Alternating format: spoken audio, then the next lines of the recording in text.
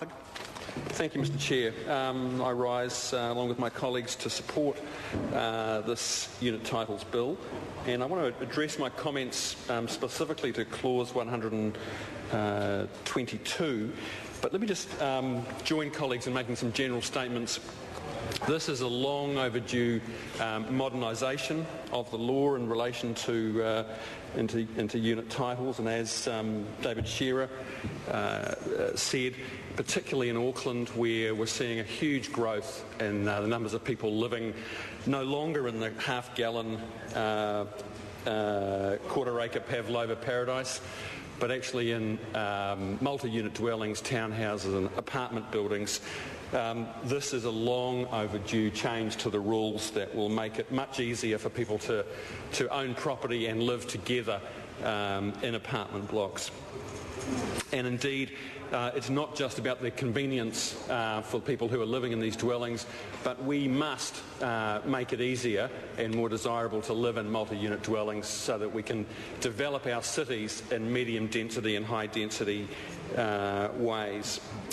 Now, I want to comment particularly about the issue of leaky homes, which is something that has bedeviled this country for almost a decade now, and members on that side of the House had a great deal of support during the last government and campaigned up and down the country, raising expectations, I have to say, about how easy it would be to solve the problem of leaky homes, and really generated very unrealistic expectations amongst the owners of leaky homes and the New Zealand public generally that they would solve the problem, that they would come and fix it, and that they would remedy the problem, and that it could be done at the stroke of a pen. Well, I think the minister is finding that the problem is a lot more difficult and intractable than I imagine colleagues like Nick Smith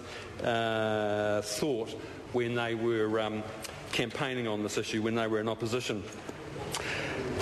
PricewaterhouseCoopers have estimated that the national cost of the leaky homes problem is in the region of $11.5 billion, $11.5 billion.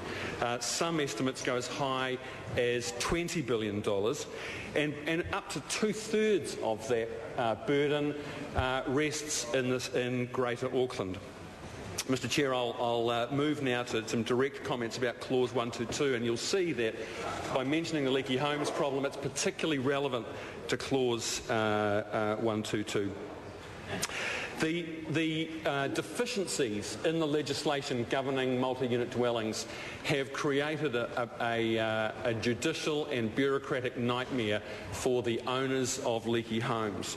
It's been enormously difficult for people to get a resolution of the problems of leaky homes because of the nightmare of the current rules.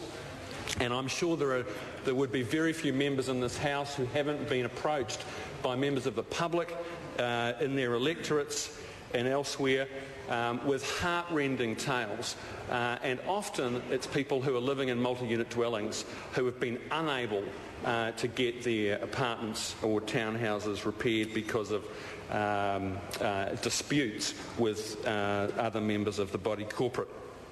Now, putting the politics aside, I think we would all agree that we need to move beyond litigation with the leaky homes problem. We have to find solutions that are about actually fixing and repairing dwellings and helping people solve the problems.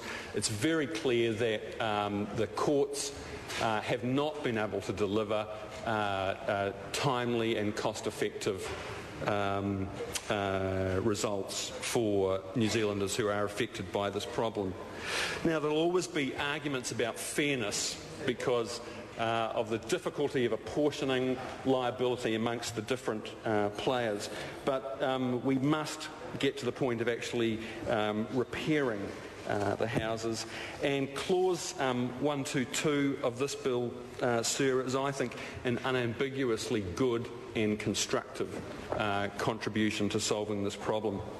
It takes a common sense approach and a pragmatic approach.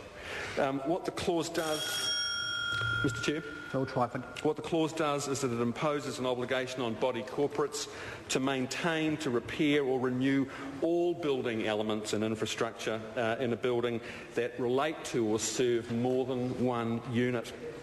And it defines very broadly what a building element is, and that can include external and internal components or any part of a building and land that are necessary to the structural integrity of the building. And this can include obviously roofs, balconies, decks, cladding and other things. But it certainly includes the exterior of the buildings. And this, I think, is a really common sense resolution of an issue that has been at the crux of a heck of a lot of litigation in recent years. So when there's a leaky building problem or a weather-tight problem and it affects, say, the roof or the exterior wall, but perhaps it only immediately affects the unit title holder who's immediately adjacent to the leak, no longer will that person be solely responsible for fixing the problem, because of course it is a problem that really should be the responsibility of the body corporate. And there has been litigation in this area. In Young versus Body Corporate, the High Court took a pretty common sense approach, ruling that the body corporate would and should be allowed to contribute to costs. But in the Sunset Terraces case, the High Court found the opposite and took a very literal and hard line approach, saying that there was a clear distinction between individual responsibility for individual units and the body corporate being solely responsible for common property.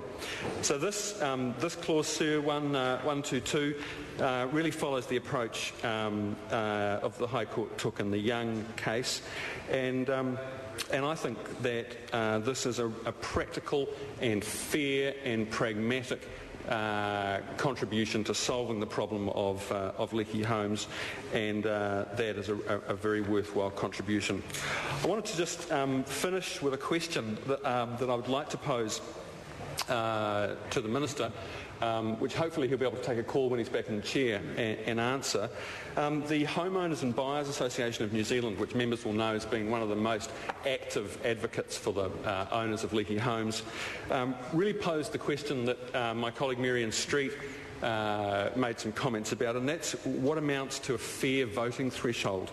And what we see in the bill is that special resolutions can be passed by achieving a 75% majority of those in attendance, but those in attendance, the quorum can be as low as 25% of the unit title owners. Now, by my calculation, that means that a special resolution could be passed with as little as 19% of the unit title owners. And I know the bill needs to solve the problem of holdouts, and Marion Street, I think, made the case for that very well. But my question is, why 75% of 25%? What's the basis for that calculation? And I just would be interested to know whether the Minister has a view about whether a 19% of the unit title owners is really a sufficient number for the passing of a special resolution. Thank you very much. Chair. I call Mawani.